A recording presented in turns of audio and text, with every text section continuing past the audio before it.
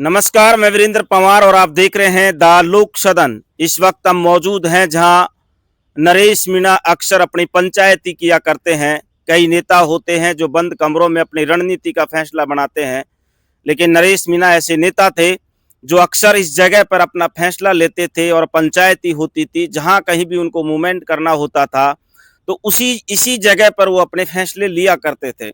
आज हमारे साथ एक खास मेहमान है। अब उनसे राजनेता कहें या गुजर नेता कहें या फिर युवा नेता कहें, वो तो उनसे ही पूछेंगे। लेकिन सबसे बड़ा सवाल ये निकल कर आता है कि अब कुछ दिन पहले नरेश मीणा जेल से छूटे थे। उसके बाद कंट्रोवर्सी होती है और नरेश मीणा का एक बयान सामने आता है गुजरों को, प्रहलाद गुंजल और ओम बिरला को लेकर।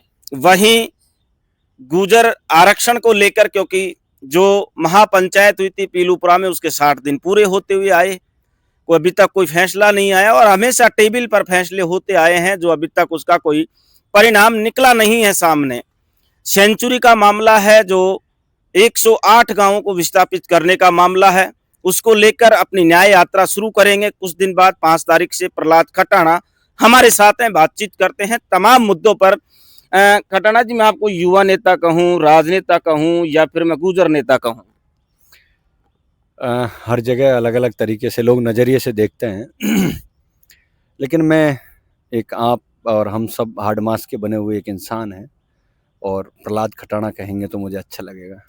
प्रहलाद खटाणा भाई, मैं शुरुआत यहाँ से करूंगा क्योंकि अभी एक नरेश मीणा का बयान आया था, हालांकि अब वो न्यायिक अभिरक्षा में है 8 तारीख तक। क्या कहेंगे उस बयान को लेकर? सबने सुना है, पूरा राजस्थान उस बयान को देख रहा है। मुझे नहीं लगता कि नरेश मीणा ने ऐसा कुछ बोला हो, या फिर लोग, एक तबका, बहुत बड़ा तबका है जो उसके समर्थन में खड़ा है, एक तबका जो है उसके विपक्ष में खड़ा है। आप क्या कहेंगे?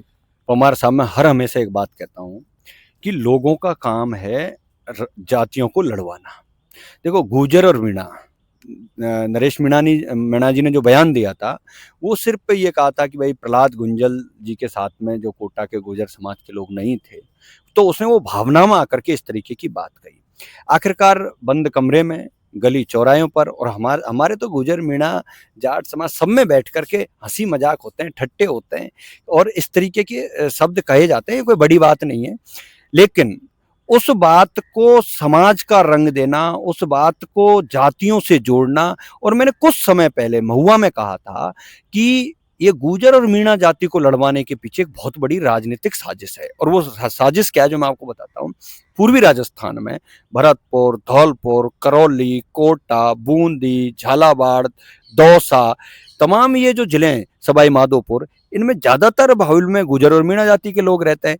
इन दोनों जातियों को हर हमेशा लड़ा करके रखना, जिससे राजनीति का फायदा मिलता रहे, इनका भाईचारा खत्म होता रहे। लेकिन अब आज का युवा पढ़ा लिखा युवा है, समझदार युवा है, कौन क्या बोल रहा है, उसका अर्थ क्या है, उसका मीनिंग्स क्या है, उसकी भावनाएं क्या है, ये तय करता है। इसलिए मैं नरेश मीणा जी ने जो बयान दिया है गुर्जर समाज को लेकर, मैं उसका खंडन करता हूं। और मैं उन लोगों से कहना चाहता हूं जो नरेश मीणा जी के ऊपर FIR दर्ज करवा रहे हैं या नरेश मीणा का पुतले फूंक रहे हैं या जो कह रहे हैं ये गुर्जर समाज नहीं है।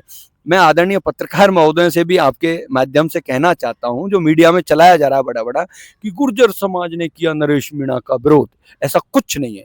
वो मुट्ठी भर लोग हैं, 5 लोग हैं जो किसी भाजपा नेता से संबंधित आदमी हैं। समाज का क्या लेना देना उनसे। और मैं कहना चाहता हूं उन लोगों से कि अगर आप गुर्जर समाज के हो तो आप कहो ना, आदरणीय ओम बिरला जी स्पीकर हैं पार्लियामेंट के, बिल्कुल, उनसे कहो कि गुर्जर समाज ने इतनी सादतें दी हैं। आपकी भाजपा की सरकार है राजस्थान में, आपकी सरकार से गुर्जर आरक्षण MBC वर्ग को नवी अनुसूची में डलवा दो। आप उनसे कहो 4000 भर्तियों के लिए, 1252 तमाम भर्तियों के लिए समाज MBC वर्ग रोता हुआ घूम रहा है। आप उनको बिरला जी 4000 नौकरियां दिला दो, 372 सहित तमाम जो भर्तियां उनको दिलवा दो। हमारे गुर्जर आरक्षण में शहीद हुए कुछ लोग हैं, जैसे शहीद रूपनारायण का परिवार है जीजन मुल्ली से, आप उनको नौकरी दिलवा दो, आप मुकदमे वापस करवा दो। आप, ये एक बहुत बड़ी साजिश है। इस साजिश को अंदर जाकर के समझना पड़ेगा।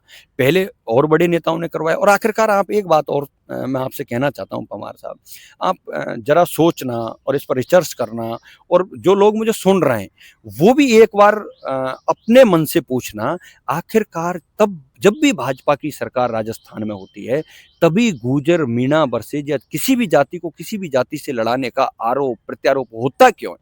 मैं कोई कांग्रेस का नहीं हूं, ना कोई मैं बीजेपी का हूं, है ना? लेकिन दूसरा सवाल ये निकल कर आता है, लोग ये कह रहे हैं कि जो नरेश मीणा को वोट दिए हैं देवली उनियारा में जिन गुजरों ने, क्या वो गुजर नहीं है?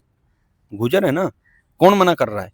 गुजर गुजर है, हर जाति का अपना अपना एक वो है। लेकिन अगर कोई ये कहे कि नरेश मीणा ने गुर्जर समाज को कह दिया, समाज को निकाह में फिर कह रहा हूं, नरेश मीणा जी ने जो बयान दिया है वो एकदम आत्मा से, भावना से दिया है, जो उन लोगों को बुरा लगा है जो लोग उस समय प्रहलाद गुंजल जी के साथ नहीं थे।